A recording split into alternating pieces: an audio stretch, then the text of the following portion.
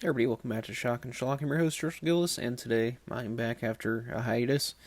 Um, you know, you know the drill at this point. Halloween is coming up, um, so 31 Days of Horror is definitely still continuing in October. And to get prepared for Halloween, you know, I watched a Christmas movie. I'm returning with this.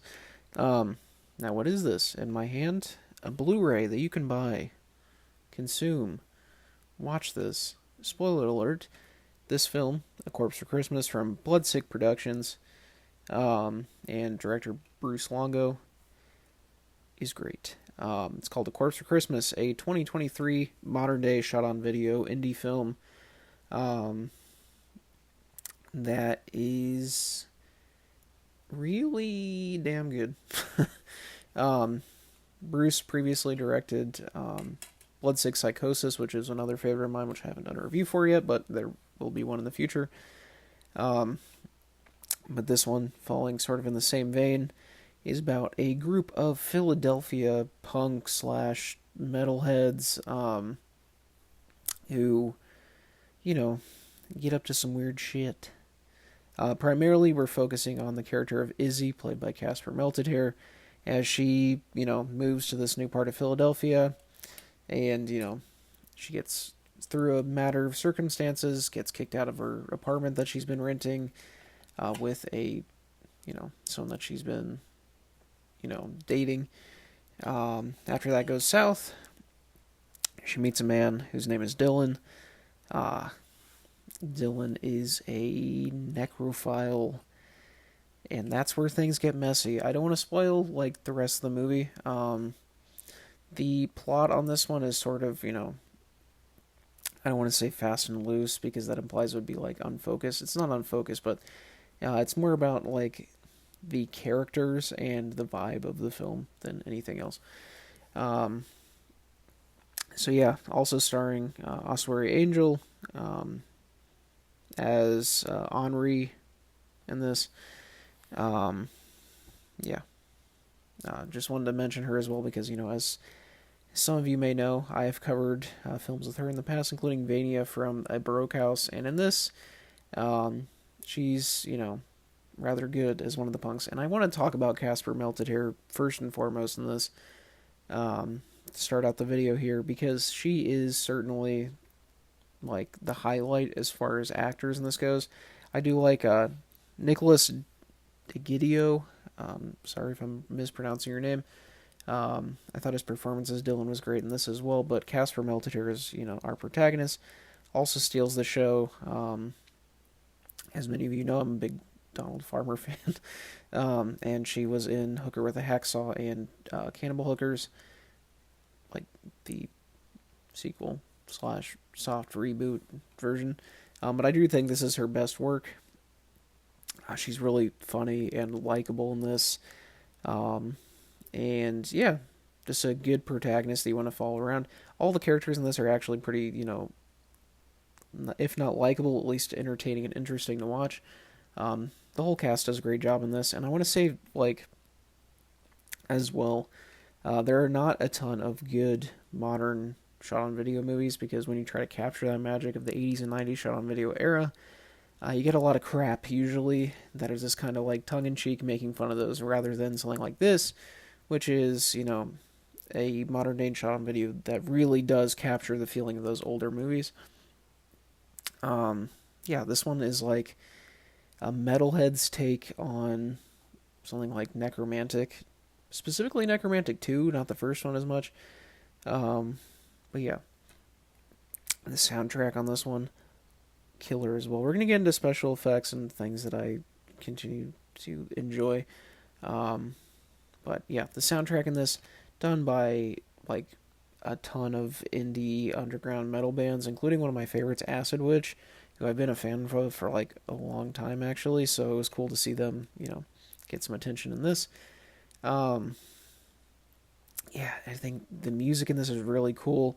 Captures the whole like punk rock metal vibe that is given off in this. There's live music performed. I think those segments actually fit really well into this. It kind of everything kind of plays into this like grungy punk rock aesthetic that I really appreciated. Um, Other things that I like, the special effects in this when they do happen are really good. This is not like a special effects showcase film, I would say. There are kills in it, of course. It's, a film about necrophilia and pagan rituals and all this shit. Um, but they are used sparingly, and I think that helps. You know, it doesn't distract away from the characters. This is a character-driven movie, and I think having more kills and gore in this would be sort of detrimental. But when the effects and the kills are there, they're very effective. Um, I don't want to spoil anything, but a previously mentioned person in this, I'm not going to say who because that would be a spoiler in itself, ends up on the table of somebody, and the effect in it is very simple and easy. Like, I understand how they did it, but it still looks really good. I would much rather have well, I can say it. There's a head on a table in a box, and the person is obviously sitting underneath the table with their head above.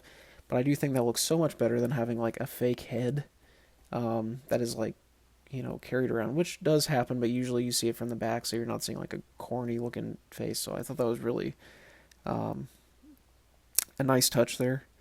Another person that I want to talk about in this film is Joel D. Wynkoop as Casper's dad.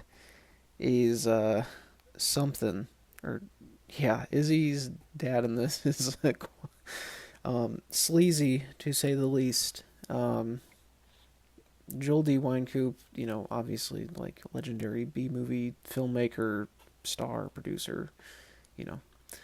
First saw him originally in Truth or Dare from Tim Ritter. Had been, a fan of his since then, and I think he does a really good job. He's not in this a ton, but the scene that he is in is very well done. It's funny and gross and weird, and I feel like it represents the entire film pretty well. Another person in this that I want to spotlight really quick is David the Rock Nelson, of course. A very eccentric figure in B movie cinema. So it was cool to see him getting this. He has a like silly horror host segment on the TV that I really liked. Everything kind of fits this vibe of like an 80s, 90s shot on video movie. Um, and while this is a Christmas movie, it's one for all year. This is one of those that like I recommend to any fan of SOV, any fan of like independent horror. This is a film that I haven't seen a ton of people talking about. Unfortunately, I hope that changes because this is really good. If I were to say there was anything that I didn't care for about it, I think it may have been a little bit long. At around an hour and 40, I don't want to say it drags, but there are parts that I feel like could be cut down slightly. But that's sort of nitpicking. This is a really good film that I highly recommend everybody pick up. You can get it on the Bloodsick Productions, like their web store. It's also on eBay where I got my copy. They have VHS tapes available of this as well. Bruce Longo's new film, Pumpkin Man Lives, is also coming in October. They have the pre-order up there. I highly recommend you get that as well. Support them. I did it, of course. I have a copy of Bloodsick Psychosis as well. You can get a Blu-ray on their website too. VHS tapes, Blu-rays, DVDs, whatever you want. Go pick it up. Yeah, Corpse for Christmas, highly recommended. Go watch it. You won't be disappointed. If you're a fan of SOV, you'll enjoy this quite a bit. But anyway, that's it for Corpse for Christmas. I will be back this week, hopefully, with a video. I don't want to keep saying I'm going to do a video so-and-so day because, things come up recently. And I don't want to keep doing that. So I can guarantee that October will have 31 Days of Horror, though. And, I haven't seen a lot of people wanting the Bad Ben series to continue. If somebody wants it to continue, comment and I'll do a third one. But I might, down the road, do just the whole series, like, review of the ones that I missed on this. So, anyway, I've been your host, Herschel Gillis, signing off for today. Zero thoughts, zero editing, zero brain cells, and zero planning. I'll see you guys later this week. Make sure to subscribe if you haven't and keep your notifications on. Thanks.